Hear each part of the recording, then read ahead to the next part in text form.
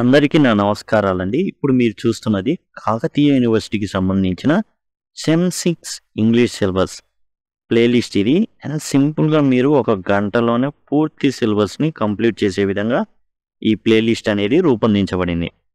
సింపుల్‌గా మీరు ఏదైతే చదవాలో అదంతా కూడా 1 అవర్‌లోనే మీరు నేర్చేసుకుంటారు. ఆ విధంగా ఇది ఉంటుంది. డిస్క్రిప్షన్‌లో అండ్ ఐకార్డ్స్‌లో అండ్ ఎండ్ స్క్రీన్స్‌లో మీకు ఈ ప్లేలిస్ట్ అనేది అవైలబుల్‌గా ఉంటుంది. లేకపోతే సింపుల్‌గా KU6 లింక్ అని గనక అడిగినట్లయితే ఆ లింక్ అనేది ప్రొవైడ్ చేయడం జరుగుతుంది.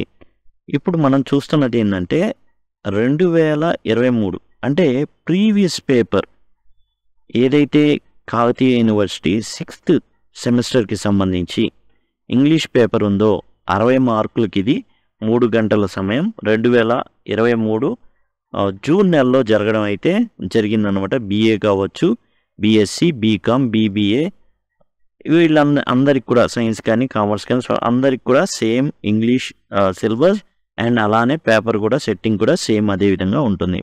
ఎట్లా ఉంటుంది? సెక్షన్ ఏ 30 మార్కులు, సెక్షన్ బి 30 మార్కులు, టోటల్గా 60 మార్కులు అయితే ఉండడం జరుగుతుంది. ఇక్కడ ఏంటంటే ప్రశ్నలు ఏవైతే ఆర్డర్లో ఉన్నాయో ఆ ఆర్డర్లో రాయాల్సి ఉంటుంది. ఇక్కడ మీరు చూసినట్లయితే సెక్షన్ ఏ ఉంటుంది. 3 ప్రశ్నలు రాయాలి. 4 ప్రశ్నలు ఇస్తారు. 4 ప్రశ్నల్లో మీకు ఒకటి వచ్చేసి చాయిస్, మిగతా 3 ప్రశ్నలకి 3 పదులు 30 మార్కులు ఉంటుందన్నమాట. ఇక్కడ మొదటి ప్రశ్న చూసినట్లయితే ఒక లెటర్ ఇవ్వడం జరిగింది మున్సిపల్ కమిషనర్ గారికి రాయమని. మున్సిపల్ కమిషనర్ గారికి ఏం రాయాలి? అసలు పారిశుద్ధ్య లోపం అనేది జరుగుతుంది, సరిగా పరిశుభ్రత అనేది పాటించట్లేదు, సరిగా ఈ చెత్త ఇవన్నీ కూడా క్లీన్ చేయట్లేదు అనేసి ఒక లెటర్ అయితే అఫీషియల్కి ఒక ఆఫీసర్కి రాస్తాం కాబట్టి ఇది అఫీషియల్ లెటర్ అనేది ఒకటి ఇవ్వడం జరిగింది. తర్వాత కరిక్యులం వీటే మన డేటా ఏదైతే ఉందో ఒక లాంగ్ ఫార్మాట్లో మనం రాయాల్సి ఉంటుంది. జనరల్గా కరిక్యులం వీటే అంటే ఇక్కడ ఏంటంటే enlist and describe the features of curriculum వీటే. ఇక్కడ మనం ఏం చెప్తామంటే దీంట్లో ఉన్న లక్షణాలు ఏంటి, కరిక్యులం వీటేకి ఉండేటటువంటి లక్షణాలని ఒక లిస్ట్గా రాయమంటున్నారు. అట్లానే దీంట్లో ఉండే ఫీచర్స్ని వివరించమంటున్నారు. తర్వాత as a recent buyer of a car right and email to manager of best automotive company Hyderabad recording the poor quality of service facility. ఇక మీరు ఒక కారు కొన్నారు, సర్వీసింగ్ ఇస్తూ ఉన్నారు, ఫ్రీ సర్వీసులు ఉంటాయి ముందు ఇస్తూ ఉంటే ఈ బెస్ట్ ఆటోమేటివ్ కంపెనీ వాళ్ళు సరిగా మీ కార్ని సర్వీస్ చేయట్లా అంటే ఏదో ఒక లోపం ఉంటానే ఉంది. కాబట్టి మేనేజర్ గారికి ఒక ఈమెయిల్ అనేది రాయమన్నారు. ఇవన్నీ కూడా మీకు డిస్కస్ చేయడం జరిగింది ప్లేలిస్ట్లో. చూడండి అఫీషియల్ లెటర్స్ ఎలా రాయాలి చూడండి. Official letter to municipal commissioner అనేది ముందే డిస్కస్ చేయడం జరిగింది. ఏది ఎగ్జామ్ పెట్టక ముందే చేయడం జరిగింది. యాజ్ టీజ్గా అదే ప్రశ్న అనేది రావడం జరిగింది. 1 year ఎగో చెప్పడం జరిగింది. ఇది కూడా 1 year ఎగో జరిగింది అనమాట. ఎగ్జామ్లో రావడం అయితే జరిగింది. కాబట్టి ఇవి చాలా ఇంపార్టెంట్, దయచేసి గమనించండి. చూడండి కరిక్యులం వీటే, రెజ్యూమే అండ్ కరిక్యులం వీటే ఎట్లా అనేది మీకు ఏంటంటే కొన్ని ఉదాహరణలు అనేవి ఇవ్వడం అయితే జరిగింది. అలానే ఈమెయిల్ ఎటికెట్, రైటింగ్ ఈమెయిల్ ఇవి కూడా డిస్కస్ చేయడం అయితే జరిగిందనమాట. ఈమెయిల్ ఎలా రాయాలి అవన్నీ కూడా, కాబట్టి మీకు చాలా ఉపయోగకరంగా ఉంటాయి. తర్వాత మీరు గమనించినట్లయితే సెంటెన్సెస్ టైప్స్లో సింపుల్, కాంప్లెక్స్, కాంపౌండ్. సింపుల్ నుంచి కాంప్లెక్స్కి మార్చడం, కాంప్లెక్స్ నుంచి కాంపౌండ్, కాంపౌండ్ నుంచి సింపుల్, కాంపౌండ్ నుంచి కాంప్లెక్స్, ఆ విధంగా ఏంటంటే డిఫరెంట్గా అడగడం జరుగుతుంది. ఎలా మార్చాలో ఏందో అనేది మనం చూద్దాం. ఈ వీడియోలోనే వీటిని డిస్కస్ చేద్దాం. తర్వాత సెక్షన్ బి 3 ప్రశ్నలు రాయాల్సి ఉంటుంది. 4 ప్రశ్నలు ఇచ్చారు. 2, 3, 4, 5 4 ప్రశ్నల్లో ఒకటి ఛాయిస్ కాగా మిగతా 3 రాయాల్సి ఉంటుంది. 3 పదులు 30 మార్కులు. ఇక్కడ ఏంటంటే what does Katie Bailey say how work can be made meaningful in our essay. Katie Bailey రాసినటువంటి వ్యాసం గురించిన ప్రశ్న అన్నమాట. మనం చేసి ఏదైనా అర్థవంతంగా ఎలా ఉంటుంది అంటే ఓ పని చేస్తున్నాం, అది అర్థవంతంగా ఉండాలి. ఏదో వెళ్తున్నాం, నెల నెల జీతం పొందుతున్నాం కాదు. మనం చేసే పని అందరికి ఉపయోగపడుతుందా లేదా, ఎక్కువ జీతాలు ఇవ్వాలా, లేకపోతే అర్థవంతమైన పనిలో వీళ్ళు ఏం వెతుక్కుంటారు, ఆనందం వెతుక్కుంటారు కాబట్టి ఆ పని చేస్తూ ఉంటారా, దాని గురించి కేటీ బెయిలీ అయితే రాయడం అయితే జరిగింది. దానికి సంబంధించి కూడా మీకు ఇక్కడ total how work can be made meaningful అది డిస్కస్ చేయడం జరిగింది. దాంట్లో ప్రతిదీ కూడా మీకు ఈ ప్లేలిస్ట్లో అవైలబుల్గా ఉంటుంది. తర్వాత జాన్ డన్ రాసినటువంటి for whom the bell tolls, ఆ గంట ఎవరి కోసం కొట్టబడుతుంది. జనరల్గా వాళ్ళ ఊర్లో ఏంటంటే ఎవరైనా చనిపోతే చర్చి గంట అనేది మోగడం జరుగుతుంది. జరిగినప్పుడల్లా కూడా ఎవరో చనిపోయారనేసి అందరూ అనుకునేవాళ్ళు, వెళ్ళేవాళ్ళు. అయితే జాన్ డన్ కొత్తగా ఏం చెప్పాడంటే ఆ చర్చి గంట కొట్టబడుతుంది ఎవరి కోసమో కాదు, నీ కోసమే, నీ రోజులు దగ్గర పడ్డాయి అని చెప్తాడు అనమాట. ఎవరెవరికో మోగుతుంది అనుకుంటున్నావు, నీకు కూడా మోగుతుంది అనేసి అనడం అయితే జరుగుతుంది. దాని గురించి ఎక్స్ప్లెయిన్ చేస్తాం. తర్వాత అనోటేషన్స్ అంటే సందర్భ సహిత వ్యాఖ్యలు, అంటే ఎవరు అన్నారన్నమాట. When we talk about how age is just a number we often refer to how growing older does not mean you should give up on your dreams. ఇక్కడ ఈ ఏజ్ అనేది ఒక నెంబర్ మాత్రమే. నీ యాస్పిరేషన్స్, నువ్వు ఏదైతే సాధించాలనుకున్నావో దానికి నీ వయస్సు అనేది అడ్డంకి ఏమాత్రం కానే కాదు, నువ్వు సాధించగలవు అని చెప్పారు. ఎవరు చెప్పారు అది రాయాల్సి ఉంటుంది. ఎవరు రాశారో రాస్తాం, ఏ సందర్భంలో రాశారో రాస్తాం, దానికి వివరణ ఇస్తాం, చివరిలో కంక్లూజన్ అనేది ఇవ్వడం అయితే జరుగుతుంది. అట్లానే ఇది కూడా even hope May seam but futile, ఏదైతే ఆశ ఉంటుందో అది కూడా నిష్ప్రయోజనం లాగా కనబడుతుంది. వెన్ విత్ ట్రబుల్స్ యూఆర్ బీసెట్, అంటే మనం ట్రబుల్స్ స్టార్ట్ అయినప్పుడు ఏమనిపిస్తుంది అంటే మన ఆశ కూడా నిరాశలాగా కనబడుతుంది. ఎవరు అన్నారు ఈ మాట, దానికి సంబంధించిన సందర్భ సహిత వ్యాఖ్యలు అయితే మనం రాయాల్సి ఉంటుంది. ఇదండి టోటల్గా 4 ప్రశ్నలు ఇస్తారు, 3 ప్రశ్నలు రాయాలి, 3 పదులు 30 మార్కులు. బి సెక్షన్లో కూడా అంతే, 4 ప్రశ్నలు ఇస్తారు, 3 ప్రశ్నలు రాయాలి, 3 పదులు 30 మార్కులు. ఈ విధంగా టోటల్గా 60 మార్కులకి ఎగ్జామ్ పేపర్ అయితే ఉంటుంది. ఇది 2023 జూన్లో పెట్టబడినటువంటి ప్రశ్నాపత్రం. ఇప్పుడు మనం ఏం చేద్దామంటే ఇక్కడ ఉన్నటువంటి change into compound sentence, change into complex sentence అవి మనం చూద్దాం. చూడండి, మొదటి ప్రశ్న మనం చూసినట్లయితే వి ఈట్ టు లివ్.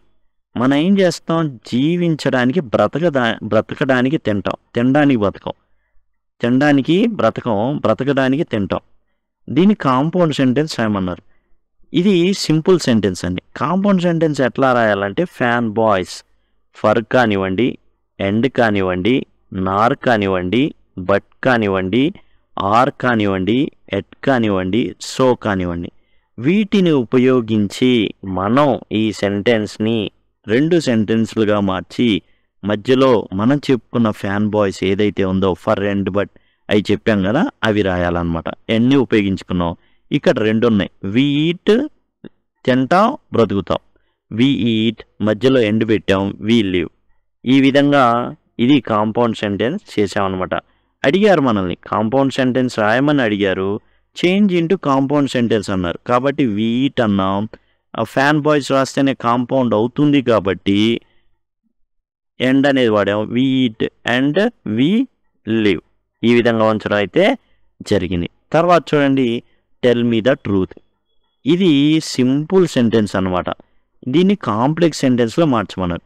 కాంప్లెక్స్ సెంటెన్స్లో మార్చాలి అంటే, కాంపౌండ్ సెంటెన్స్లోకి మార్చాలంటే ఫ్యాన్ బాయ్స్, కాంప్లెక్స్ సెంటెన్స్లో మార్చాలి అంటే కొర్రిలేటివ్ కంజంక్షన్స్ అని ఉంటాయి. ఆ కొర్రిలేటివ్ కంజంక్షన్స్లో ఏదో ఒకటి తీసుకొని మనం కాంప్లెక్స్ సెంటెన్స్ రాయొచ్చు. As I want to know the truth tell me, tell me as I want to know the truth, tell me because I want to know the truth, tell me since I want to know the truth. ఈ విధంగా రకరకాలుగా రాసుకోవచ్చు.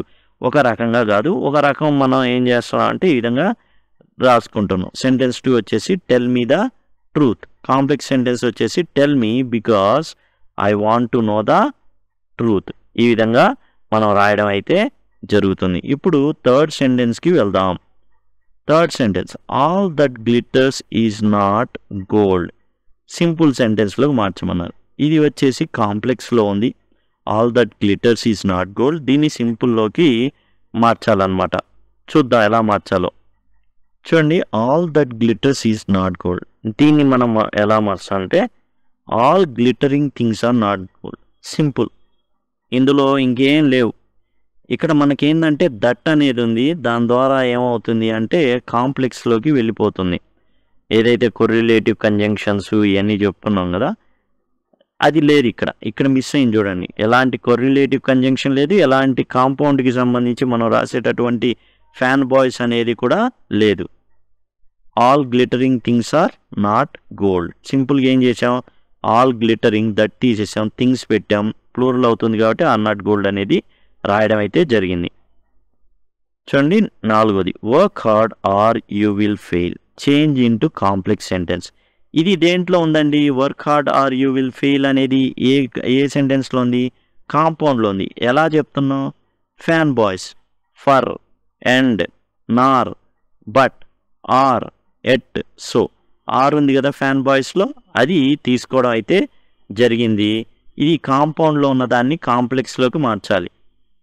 Sentence 4 చూడండి, work hard or you will fail. ఇది compound sentence. దీన్ని ఇప్పుడు కాంప్లెక్స్లోకి మార్చాలంటే మనం ముందే చెప్పుకున్నాం, దానికి ఏం కావాలి, కొరిలేటివ్ కంజంక్షన్ కావాలి. ఇఫ్ అనేది ఒక correlative conjunction. If you don't work hard, if క్లాజ్లోకి తీసుకెళ్ళిపోతాం అనమాట. ఇఫ్ క్లాజ్లన్నీ complex sentence. If you don't work hard you will fail. సింపుల్గా నువ్వు గనక కష్టపడి పని చేయకపోతే నువ్వు ఫెయిల్ అవుతావు అనేసి రాయడం అనమాట. If you don't work hard you will fail అనమాట.